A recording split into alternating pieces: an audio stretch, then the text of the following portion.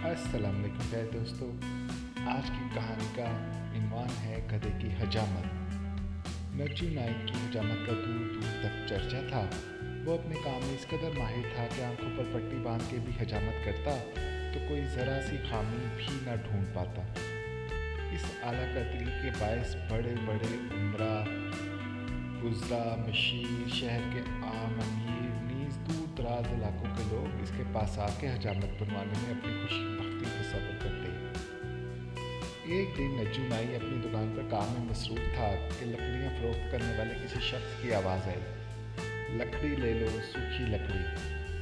नज्जू नाई ने बाहर निकल कर देखा तो इसे कोई शख्स गधे पर लकड़ियाँ ले जाता नजर आया। नज्जू नाई बोला, 2 आने लो और लकड़ी दे दो भाई। एक मन लकड़ी के सिर्फ 2 आने, तोबा तोबा। लकड़ी फरोश मुंह बना के जाने लगा तो नज्जू नाई इसे देखकर कुछ सोचने लगा।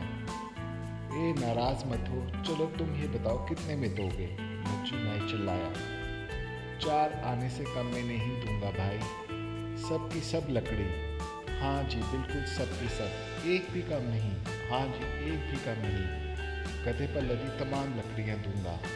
सोच लो मियाँ, कहीं बाद में। सोचना कैसा जी, ये तो मेरे रोज़ का धंधा है। अच्छा तो चलो फिर उतारो सब लकड़ी और अपने पैसे ले लो। अभी लीजिए जी। लकड़ी फरोश ने गधे से तमाम लकड़ी उतार के दुकान के अंदर एक तरफ रख दी और हाथ झाड़ने के बाद कीमत तलब की। अरे माल तो पूरा दो जनाब, माल पूरा दिया है, और ये लकड़ी भी तो दो। नज्जू नाई काठी की तरफ इशारा करके बोला, जी ये तो लकड़ी रखने की काठी है। हाँ तो ये भी लकड़ी ही है ना, क्या जज्जा लगा रखी है। तुमने जुबान की थी कि गधे पर लगी तमाम लकड़ियाँ दोगे, एक भी कम नहीं होगी। जनाब मजाक छोड़िए, मुझे देर हो रही है, पैसे दीजिए।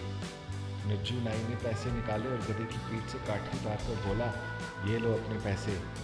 भाई ये जुल्म मत करो, गरीब पर रहम करो। लकड़ी फरोश ने हाथ बांधे, गिड़गिड़ाया, रोया धोया, लेकिन नज्जू नाई ना माना।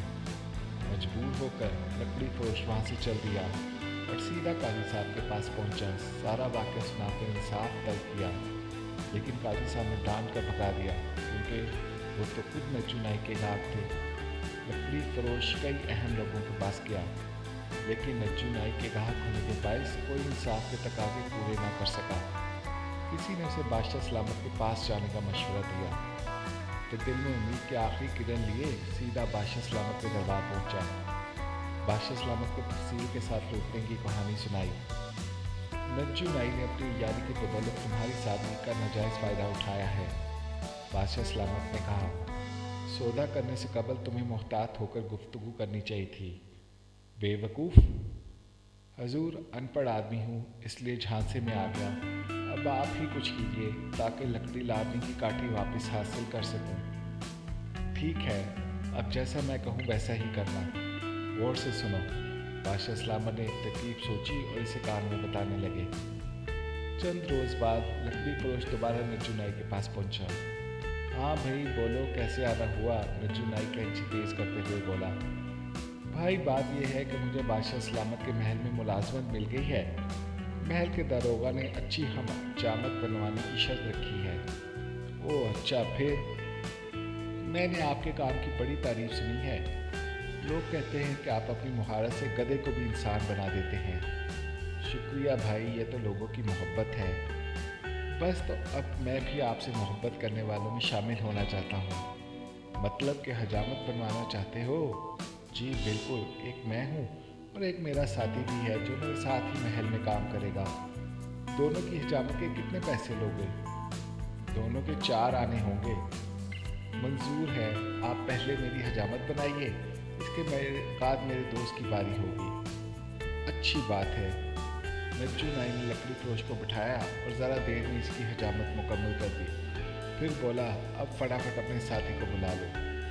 लकड़ी फरोश ने सर हिलाया, दुकान के बाहर खड़े गधे को हाँक के अंदर लाया। लीजिए जनाब, मेरा साथी आ गया। इसकी चमड़ी नरम है, ज़रा एहतियात के साथ हजामत बनाइएगा। ये क्या मजाक है? नज्जू नाई ज़ोर से धाड़ा। मैं इंसानों की हजामत बनाता हूँ, हैवानों की नहीं। बाहर निकलो इस गधे को। देखिए ये तय हुआ था कि आप मेरी और मेरे साथी की हजामत बनाएंगे। जुबान का भरम रखिए वरना मैं उजरत नहीं दूंगा। ओह, अब बात समझ में आई। नज्जू नाई ने लकड़ी खरीदने वाला मामला याद करते हुए कहा, इंतकामी कार्रवाई कर रहे हो, वो भी नज्जू नाई के साथ? खैर हो तो सही, अभी हजामत बनाता हूँ। इतना कहकर नज्जू नाई ने छड़ी उठाई और गधे को मार मार के वहाँ से भगा दिया। लकड़ी फरोश एहतजाज करता रहा, इसे भी नज्जू नाई ने धक्के देकर बाहर निकाल दिया। लकड़ी फरोश दोबारा बादशाह सलामत के पास पहुंचा। नज्जू नाई की ज़्यादती का हवाला सुनकर उन्होंने फ़ौरन हुक्म दिया नज्जू नाई को पेश किया जाए। हुक्म की देर थी, सिपाही निकल पड़े और जल्द ही नज्जू नाई को गिरफ्तार कर लाए। बादशाह सलामत ने इस पर नुसीली निगाह डाली और बोले, नज्जू, तूने लकड़ी फरोश से इसके दोस्त की हिजामत का वादा किया था? जी हजूर, नज्जू नाई सर खम करते हुए बोला। ज़ुबान की अहमियत होती है, जानते हो? जी बिल्कुल हजूर, इस बात से इनकार नहीं। तो फिर तूने जो कहा वो क्यों नहीं किया? हजूर, मुझे क्या पता था इसका दोस्त गधा होगा। गधा या इंसान, तुम्हें ज़ुबान का भरम रखना पड़ेगा। अगर काठी को जलाने की लकड़ी में शर्मार करके तू इस्तेमाल कर सकता है तो गजे की हजामत बनाने में क्या शर्म?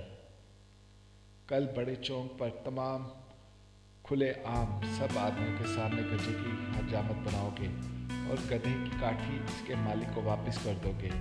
यह हमारा हुक्म है। इतना कहकर बादशाह सलामत वापस महल में चल गए। अगले रोज़ नज्जू नाई बड़े चौक पर खुलेआम गधे की हजामत बना रहा था।